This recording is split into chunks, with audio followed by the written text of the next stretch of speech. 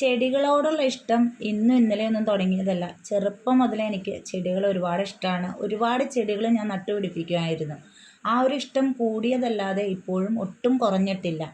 അതുകൊണ്ട് തന്നെ കഴിഞ്ഞ ദിവസം കോളേജിൽ ഒരു പ്രോഗ്രാമുമായി ബന്ധപ്പെട്ടുകൊണ്ട് തൊടുപുഴ ടൗണിൽ കൂടെ പോകേണ്ടി വന്നപ്പോൾ അവിടെ വെച്ച് എനിക്ക് ഒരു മഞ്ഞ 10 മണി കിട്ടി.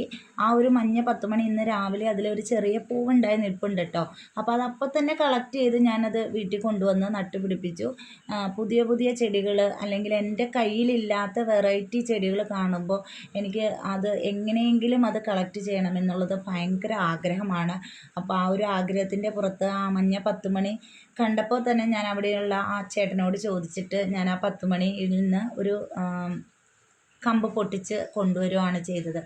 അതിൻ്റെ കൂടെ തന്നെ ഒരു ഓറഞ്ച് കളറുള്ള 10 മണി കൂടി തന്നിട്ടുണ്ട്. പക്ഷെ അതിൽ പൂവുണ്ടായില്ല കേട്ടോ. 2 ദിവസമേ ആയിട്ടുള്ളൂ.